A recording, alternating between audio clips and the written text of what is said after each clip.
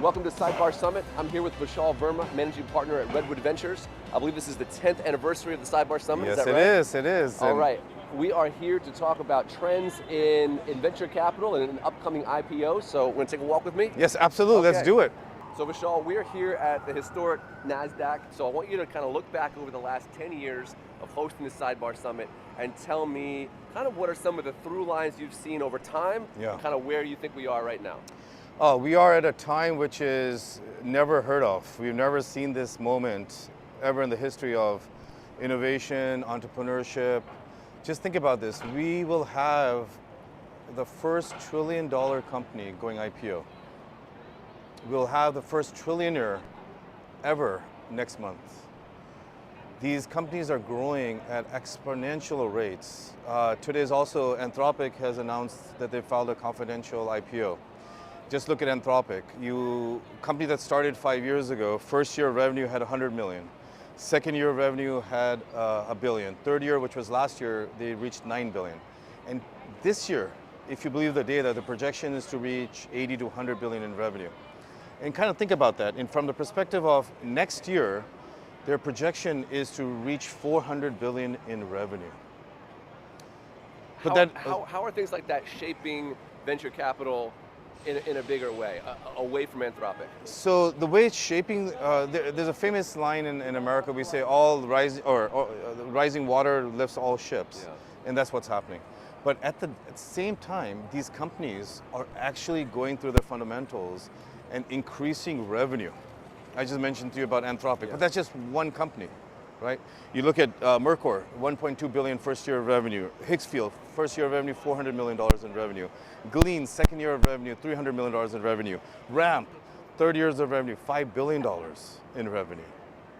It's just these companies are going through astronomical growth. When I started my career 30 years ago, we were told, in terms of from all the pundits which are out there, all the entrepreneurs, it takes 5 years to exit. First 2 years to develop a product, next 3 years to build a revenue stream. And year 5, you need to have about $100 million in revenue to take your company public. Today, that's become 1 year. And if you do not generate quick revenue, once your product is released, it's going to be a tough time for entrepreneurs to raise additional follow-up capital. I mean, you're sort of speaking to it, but what does this mean for the early stage market? What does this mean for founders today? Founders today is get their products out to the market quicker. If you remember in real estate, what are the first 3 things you got to look is location, location. Today, in startup environment is growth, growth, and more growth. If you're not exponentially growing, it's a losing proposition. Growth or revenue? Revenue, well, we don't talk about profits, we talk about revenue. It's like in the venture field, we don't talk about DPIs. Users versus revenue. Yeah, just growth in whatever the facets is. Okay. So again, Anthropic is an extraordinary company, and so is OpenAI, and so is SpaceX, which are going public in the next 1 to 6 months. And the thing is, we LPs and venture industry as a whole have been spoiled. Because we are in these. Why we're spoiled is because I came in at Anthropic at an 18 billion valuation. In 2.5 years, the market has grown. Market cap has grown from 18 billion to 900 billion by the end, which was announced last week. And if you believe that what the pundits are saying, it will go out at 2 to 4 trillion by the end of this year. Okay. So you have grown a company from 0 to 100 billion in revenue in maybe $4 to $5 trillion in market cap in less than 5 years. Okay. To put that in perspective, Google reached 400 billion in year, I think it was 25. And Nvidia reached 200 billion in year 40. Apple, Microsoft reached 400 billion in year 50 of existence. Today, these companies that are growing astronomically are the ones that are going to succeed. There's of course going to be the companies that are going to be doing well, but to this level, there's only going to be a handful of companies that are going to become the new $1 trillion, and that will become the new norm. Okay. How is this, here, walk with me. Yeah. How is this gap in the market? So if only a few companies are going to have this kind of incredible exponential curve, if that is what it takes to survive an IPO, what's that going to mean for the body of the market? Yeah. For everybody else. So I'm in Anthropic and I'm in XAI/SpaceX. So I'm a pretty happy camper right now. because it's the same thing if one says, in 1990s, in late 2000 or early 2000s, if you're in Amazon, you're living at large. But if you're in Ubid, if you're in Buy.com, if you're in any of these e-commerce companies that died, you have to find another way to make money. So traditionally in venture, one or two succeeds, the rest will pass away. Sure. And nothing has changed from that model. Sure. However, the valuations have gone up because of the revenue growth has gone up. Expectations. And the expectations have gone up. That's what I'm saying, the new normal. Yeah. The new normal now is $1 trillion IPOs. Yeah. Just think about that. I get dumbfounded when I say that. I talk to a lot of investors every day and say, well, we have 2 trillion in space. Oh, sorry. We have stocks in SpaceX, which is going to go out between 2 to 4 trillion. And don't forget, SpaceX, even though it's going out, people think might be a bubble or fluff. Out of 80 to 100 billion that they're raising, they have 10 times the money that are sitting on the sideline ready to put money in. Same thing as Anthropic. Competing for that. Yeah. So there's 10 times money to get into that $80 billion of IPO shares that SpaceX is going to go into. Also some data, when Anthropic did the H round, they're raising 50 billion, they raised 65 billion, but they had about $300 billion of interest.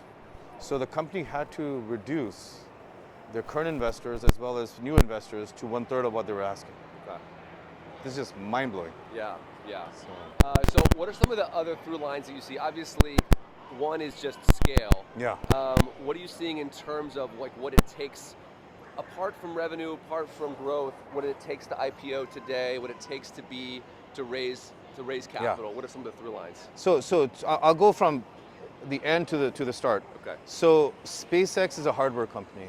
Tesla is a hardware company. All of these new devices that are coming out are hardware companies.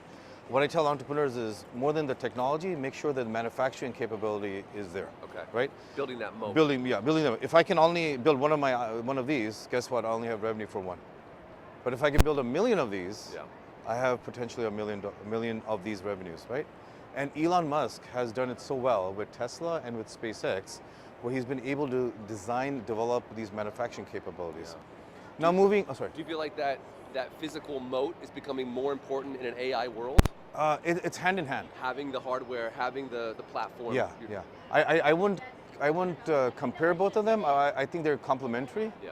So I was just going to mention from the AI world, if you look at these large language models, why are all these data centers being created? And you saw today that Oracle is going to complete their data center in Michigan in the next few weeks, is because of the capacity, right? There is no XAI, there's no Anthropic without the hardware. Yeah. At the end of the day. And because of these processing needs so much power, so much energy, so much just processing power, which includes hardware, the whole food chain is increasing. Yeah. Right? That includes the memory companies like Micron, that includes the storage companies like Seagate, and also the connectivity companies like an AT&T, like a Verizon. And don't forget just the fiber. Yeah. You have Corning. Corning, which is a 200 years old company, quadrupled, I think the first time ever in the history of Corning, yeah, in a few months because of the announcement. Yeah. Right? I was just at Google Next, and booth after booth of company that's just information infrastructure, moving the data faster, moving it more securely, supporting this entire industry, and every single business is a scale-up business. And don't forget, eventually we're going to have data centers up in the sky.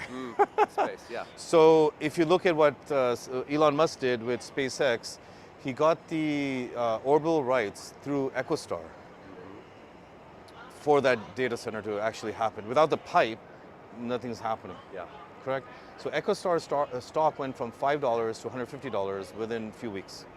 Now it's settled around $120, $130. But it was a company that was doing broadband and television broadcasting through satellites. Yeah. And now they become a data center.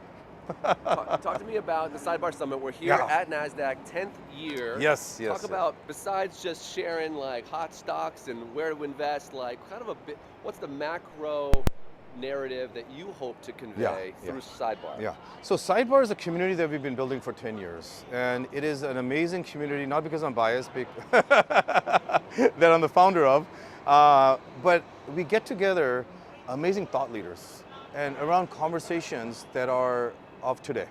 So we have Chase Ergin, who is the son of Charlie, who the founder of EchoStar. So we're going to talk about how the deal was structured between SpaceX and EchoStar. Things to that effect. We have Chris Gardner, who is from the Pursuit of Happiness. We have two companies that are going IPO at their later stage. That one is in crypto and one is in another stage of fintech companies. We have early stage investors that are here on panels talking about where they're investing into, because their job is not to look for things today. Their job is to look things from 3, 5, maybe even 10 years down the lens, and figuring out how the world is going to be seen at that time. But the world is changing so fast. Whatever has happened, changed in the last 2 years, had happened in the last maybe 10, 15 years. And that's whatever happened in the last 10, 15 years happened in the last 50 years. So the process and the growth of change is extraordinary.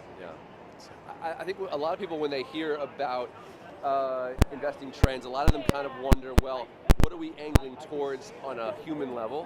What are we building? How is it going to affect people like you and me and those people walking around us right now? Are there any sort of impact areas that you're seeing in terms of trends? Like, hey, let's make sure we're focusing on X, healthcare, ed tech, sustainability. So one thing that I tell my kids, a lot of things, people here have been saying, oh my God, AI is going to take away jobs. That's what they said about web when Web 1.0 was starting late 1990s. That's what they said about storage, and that's what they said about IBM. If you remember in the 1960s, you had to get a permit. Even the radio. The radio. People took ads out about the radio. Exactly. It's going to take away family time. Well, TV then radio, right? Yeah. And the thing is, we're all here. We all have to readjust. My 13-year-old daughter was telling me, Dad, so what do I do on the AI side? Because I asked her, so honey, how are you feeling today? She's like, let me chat GPT it. I'm like, honey, I'm an investor in Anthropic. Please use Claude. But all kidding aside, nowadays she's just, and her friends are just chat GPTing it or clouding it. Why? Because the digital, there's no divide necessary now anymore because everyone has a handheld.